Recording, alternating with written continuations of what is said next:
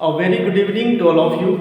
शुभ संध्या मित्रों, साथियों। जैसा कि हमारा पहला क्लास कल हुआ था और पहले क्लास में हमने सेंटेंस के बारे में जाना था, वाक्य के बारे में जाना था।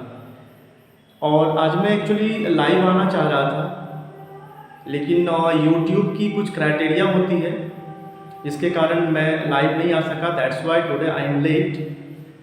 और उसका जो क्राइटेरिया होता है, कम से कम 50 सब्सक्राइबर्स आपके चैनल पे होने चाहिए, तो ही आप लाइव जा सकते हो, अदरवाइज आप लाइव नहीं जा सकते हो। तो चलिए, वो यूट्यूब का अपना टर्म्स एंड कंडीशंस है। हम अपने टॉपिक पे आते हैं। जैसा कि कल हमने जाना था वाक्य के बारे में, सेंटेंसेस के बारे में हमने आपको बताया था। आज हमारा ये दूसरा क्लास होगा। और एक बात मैं आपको बता दूं कि हम अभी स्किल IQ हिंदी के चैनल पे हैं और हम जो देख रहे हैं स्किल IQ हिंदी, ये हमारा एक एजुकेशनल चैनल है जिस पर हम अभी इंग्लिश सीख रहे हैं। और ये बिगिनर्स के लिए एक अच्छा प्लेटफॉर्म है और उन लोगों के लिए भी जो 40 प्लस में हैं, 35 प्लस में हैं, 16, 17, 18 वाले के लिए तो काफ़ी अच्छा है ही, because they are students now, they are readings. अभी वो पढ़ भी रहे हैं और उन्हें सीखना भी चाहिए, क्योंकि हमारा ये चैनल इस उद्देश्य से बनाया गया है कि जो बच्चे इंग्लिश बोल नहीं पाते हैं, जैसा कि मैंने पहले क्लास में बताया था, और बोल नहीं पाते हैं और उनका सब कुछ अच्छा होने के बावजूद भी वो एक माहौल नहीं मिल पाता है जिसके कारण वो बोल नहीं पाते हैं। तो चलिए हम एक बार एक ब्रीफ ले लें जो हमने कल पढ़ा था। उस ब्रीफ के बाद फिर हम सेंटेंस के दूसरे पार्ट के बारे में पढ़ेंगे कि सेंटेंस के जो भाग होते हैं वो कितने होते हैं। तो चलिए, सबसे पहले तो हम आज का डेट डाल देते हैं।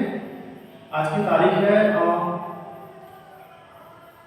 13 अप्रैल 2026।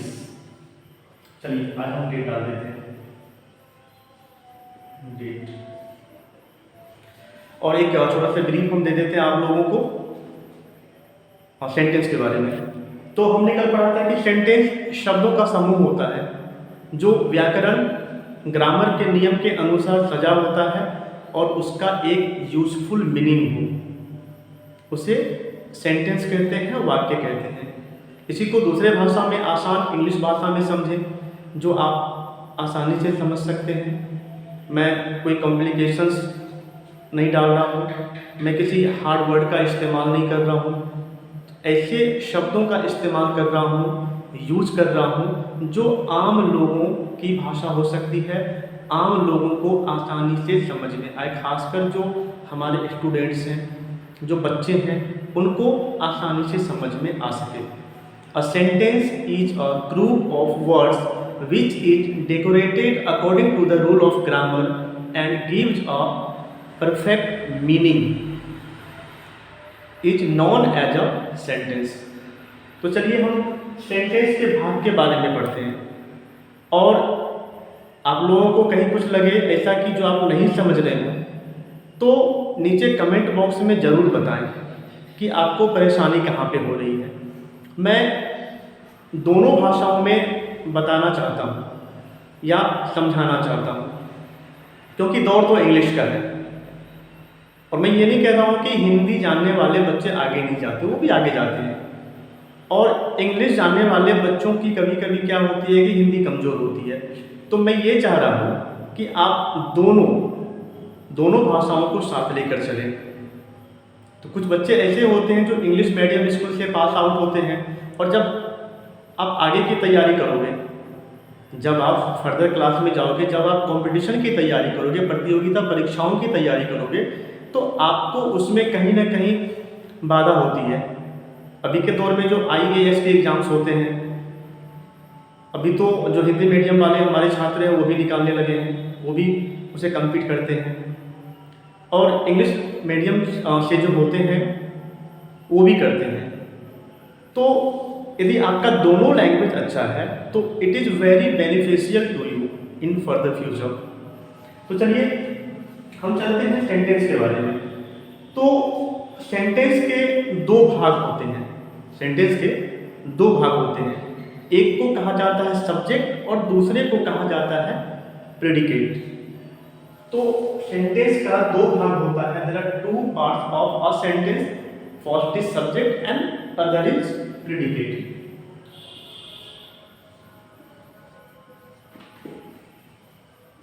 सब्जेक्ट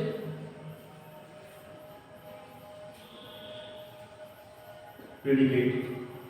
आप कमेंट बॉक्स में जरूर बताइएगा कि सब्जेक्ट को हिंदी में क्या कहते हैं और प्रेडिकेट को हिंदी में क्या कहते हैं, आप इसे जरूर बताइएगा। चलिए मैं कुछ एग्जांपल्स ले रहा हूं आपको समझाने के लिए ताकि आप इसे बेहतर तरीके से समझ सकें। Suppose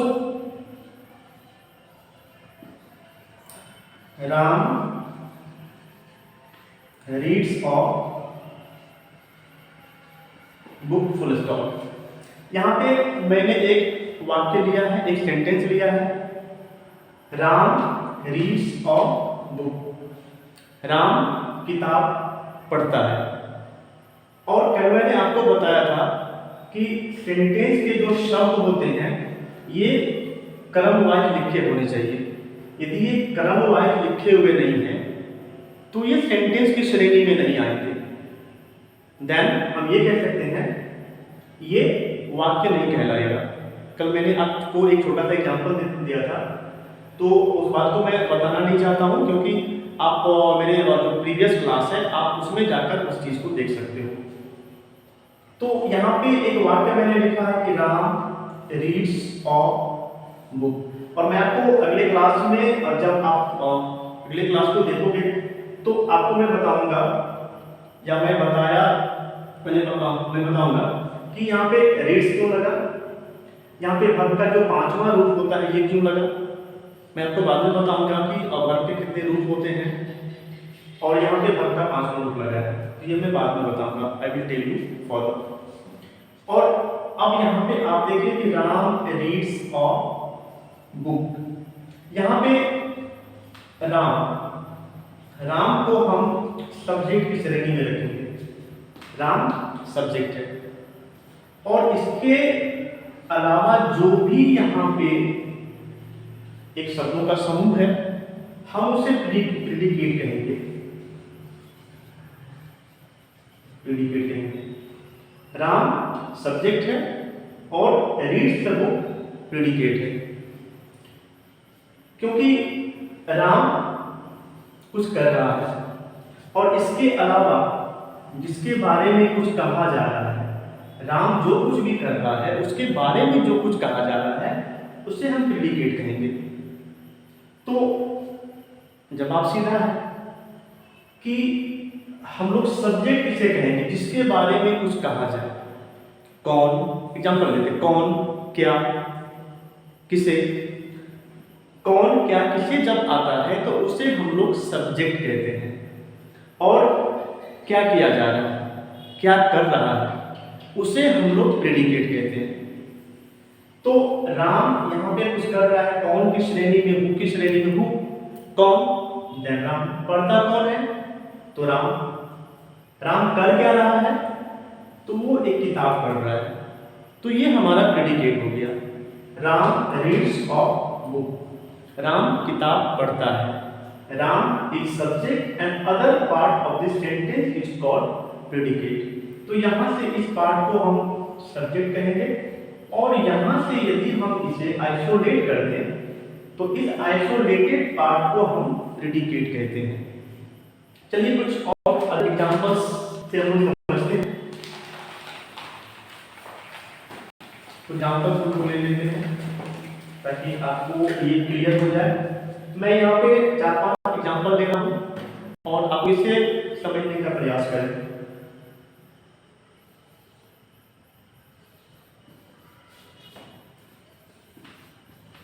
She goes to school full stop।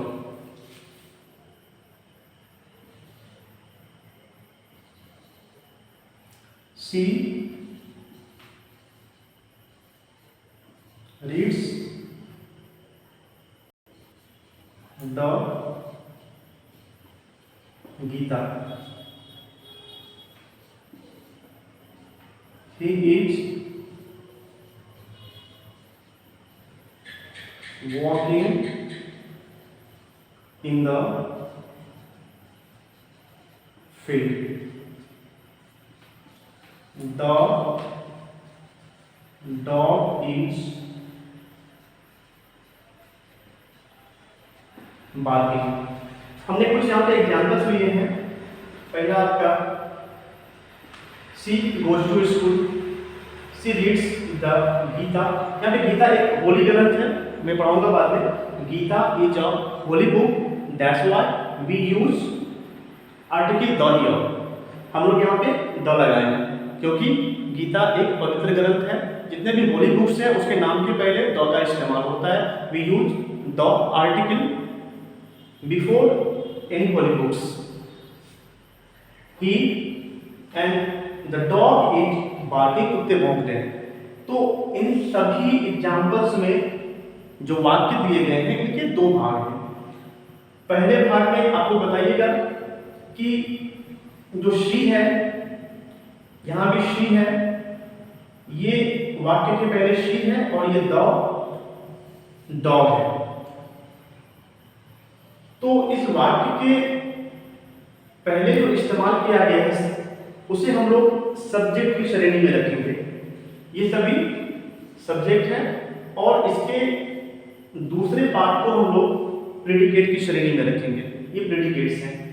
C subject, goes to school predicate, she subject, reads the Gita predicate, he subject and is walking in the field is predicate, and the dog is subject and each barking is predicate। तो I think जो मैंने आपको subject और predicate के बारे में बताया, मेरे ख्याल से वो कंसेप्ट आप लोगों का क्लियर होगा कि एक वाक्य के दो भाग होते हैं, एक सब्जेक्ट और दूसरा प्रेडिकेट।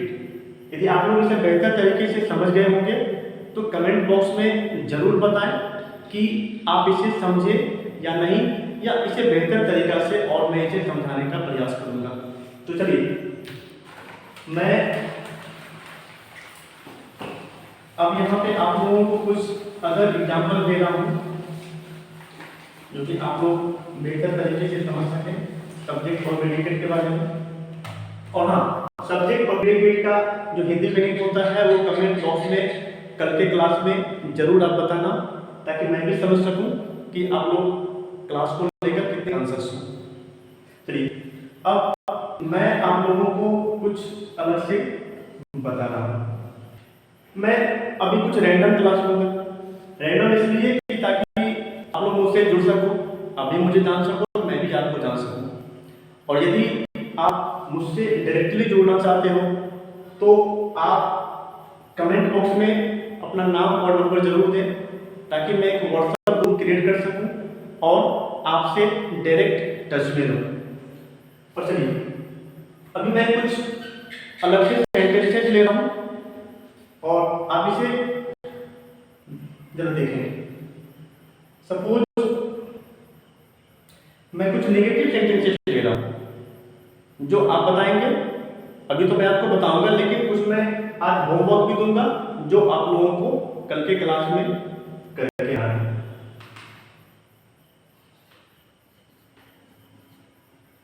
मैं आम नहीं खाता। अब यहाँ पे एक छोटा सा वाक्य है कि मैं आम नहीं खाता। मैं नेगेटिव सेंटेंस की बात कर रहा हूँ। मैं अभी जो भी नेगेटिव सेंटेंसेस है मैं उसी पे चलूंगा। तो सिंपल एक नंबर पे यहाँ पे आई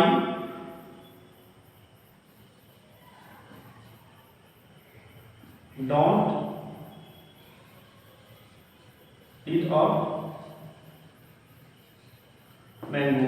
आप इस तरह से भी लिख सकते हो, I do not eat a mango, वो भी कर सकते हो। I do not eat a mango, ये भी लिख सकते हो। यहाँ पे डोंट भी है और डू नॉट भी, अब दोनों शब्दों का इस्तेमाल कर सकते हो। I don't eat a mango, I do not eat a mango, मैं आम नहीं खाता हूँ। ये प्रेजेंट सिंपल टेंस का एक सेंटेंस है। मैंने अभी जस्ट बताया कि मैं अभी रैंडम कक्षाएं लिया करूंगा कुछ दिनों तक। रैंडमली लेने से आपको अपने ज्ञान का पता चलेगा कि मैं कितने डेप्थ में हूँ, और मुझे भी यदि आपके कमेंट्स आने लगे तो मुझे भी पता चलेगा कि आपको एक्चुअली कितना आता है और आपको कितना सीखना है, किस लेवल से आपको उठाना है। हालांकि मैं बेसिक ही सिखाऊंगा, मैं ग्रामर और जो स्पोकन इंग्लिश है वो भी सिखाऊंगा, आपको धीरे धीरे बोलने की प्रैक्टिस करवाऊंगा।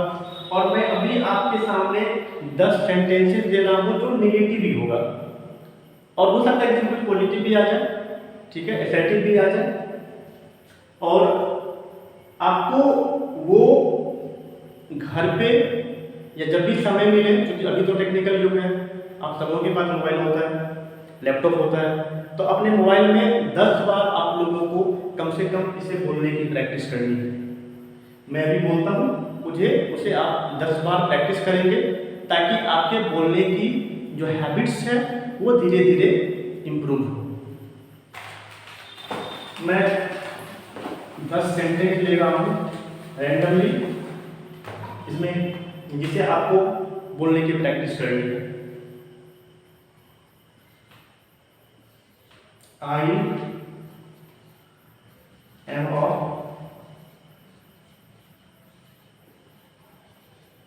स्टूडेंट, ये आपको बोल बोल के बताना है या खुद में बोलना है।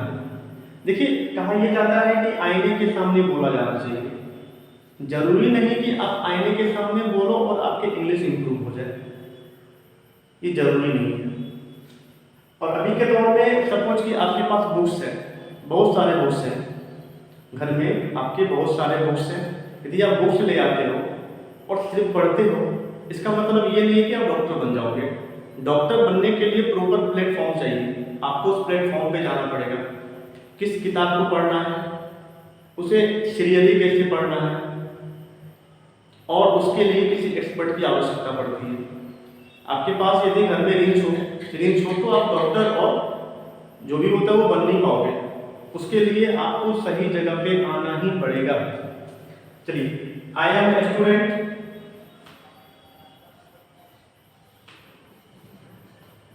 You are my brother, full stop, I am a doctor, I do not live in Patna,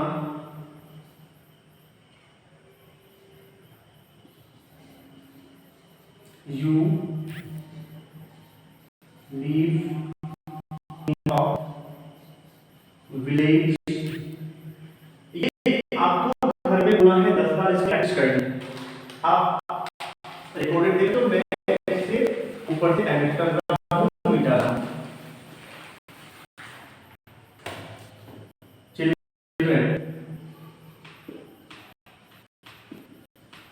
Children are playing in the field. They are going to Patna, full stop. We are not reading. I am not at home today. ये जो sentences मैंने आपको दिए हैं, इसे आपको loudly पढ़ना है, उसे 10 बार 5 बार जो भी है आप ऑनेस्ट ऑनेस्ट वर्दी के साथ आप इसे और कल का जो क्लास होगा इसमें यदि आप हमसे जुड़ रहे हैं तो जरूर जुड़े और इससे कम करें जरूर। और चलिए आपको सब्जेक्ट और रिलेटेड के बारे में बताया और सब्जेक्ट और रिलेटेड को आप एक बार जरूर पढ़िए। और चलिए मैं आपको अब कुछ जो वर्ड्स है वो दे रहा हूँ ताकि आप अपने मोबाइल फोन से या जब भी आप पढ़ने के लिए बैठो या जब मेरी क्लास में आओ तो कम से कम एक नोटबुक जरूर रखो। नहीं तो रिकॉर्डिंग्स अवेलेबल है हमारे चैनल पे, आप उसे प्ले पॉज करके देख सकते हो और उसे नोट डाउन कर सकते हो। देखिए होता क्या है कि यदि आप किसी भी चीज को कहते हैं कि 10 बार लिखते हो तो उसे भूलने की संभावना बहुत कम होती है। जो चीज आपको नहीं हो रही है और एक बार वो आपको हो जाए या एक बार करना पड़ता है, आपको याद रखें कि आप एक बार करना पड़ता है और उसे आप जिंदगी भर नहीं भूलोगे। ये पढ़ाई का एक ट्रिक्स होता है। जैसे साइकिल यदि आप चलाना सीखना चाहते हो, बचपन में आपने सीखा होगा तो पहले तो बड़ी मशक्कत करनी पड़ी होगी और जब एक बार आपने सीख लिया आपके पैर में छाले भी पड़े होंगे, कभी कभी आप गिरे होंगे और एक बार यदि आपने सीख लिया तो ताउम्र टिल एंड आप उसको भूलते नहीं हो। पढ़ाई में हालांकि होता है आप धीरे धीरे ग्रेजुअली आप उस टच में नहीं हो तो आप उससे भूल जाओगे, लेकिन यदि आप अभी स्टूडेंट हो, पढ़ रहे हो और आपको यदि लिखने की प्रैक्टिस है, यदि भी किसी भी सेंटेंस को, किसी भी चीज को, किसी भी वर्ड्स को यदि अपने नोटबुक में 5 से 7 बार 10 बार आप लिखो तो ये तय है कि आप उसे भूलोगे नहीं जल्दी और आपको ये याद बहुत जल्दी होगा और आप उसे रिप्रेजेंट बहुत अच्छे तरीके से कर पाओगे। चलिए मैं आपको कुछ शब्द दे रहा हूं जो आपने याद करना है। तो छोटा शब्द दे रहा हूं,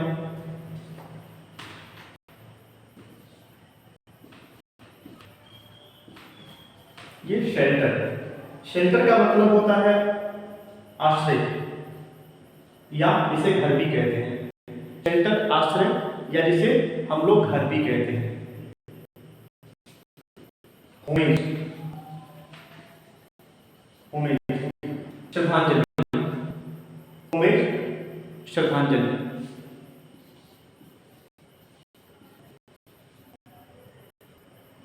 फुटपाथ, फुटपाथ जिसे हम लोग पहले गांव में आज भी है, गांव में एक छोटा सा खड़ा रास्ता हुआ करता था, इस पे एक लोग एक साथ चल सकते थे और एक साइकिल एक में जा सकता था। That is called footpath. पगडंडी, उसे हम लोग पगडंडी कहते हैं। Loud speaker, LOUD, loud SPEAKE, loud speaker. आप लोग बताइए कि लाउड स्पीकर को हिंदी में क्या कहते हैं? कमेंट बॉक्स में जरूर बताएं कि लाउड स्पीकर को हिंदी में क्या कहते हैं। मैं इसमें प्रश्न मार्क क्वेश्चन मार्क लगा रहा हूं। शेल्टर का मैंने बताया, होमेज बताया, फुटपाथ बताया, इसके बारे में आप जरूर बताना। चलिए और हम लोग कुछ लेते हैं पेडेस्ट्रियन।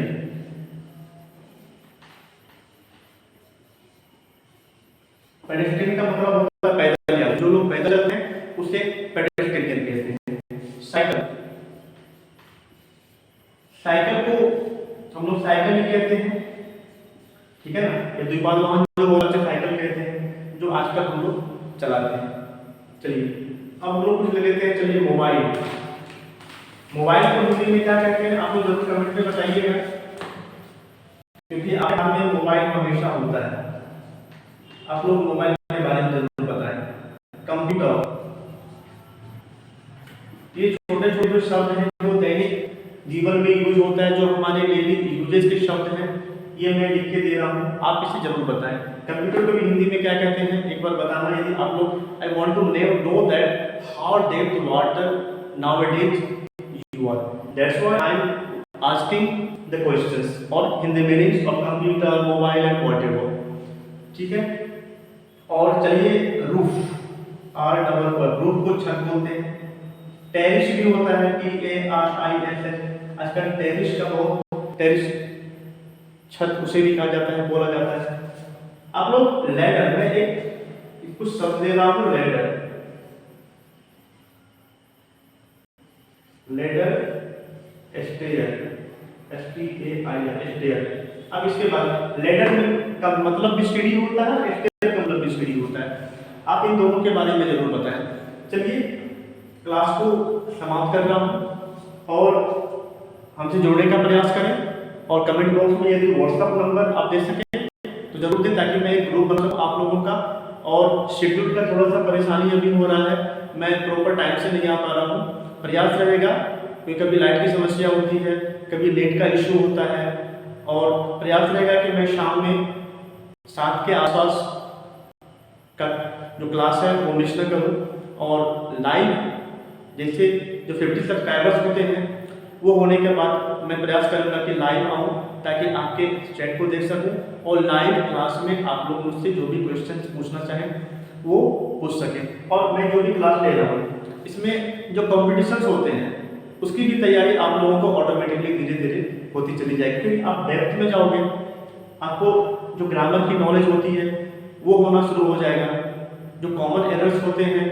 बिकॉज ग्रामर पढ़ने से आप में जो कॉमन एरर्स होता है, जो कॉम्पिटिशन्स के लिए it is very beneficial for you and further competition also, तो आप धीरे धीरे आप कॉम्पिटिशन के लिए भी तैयार होते चले जाओगे।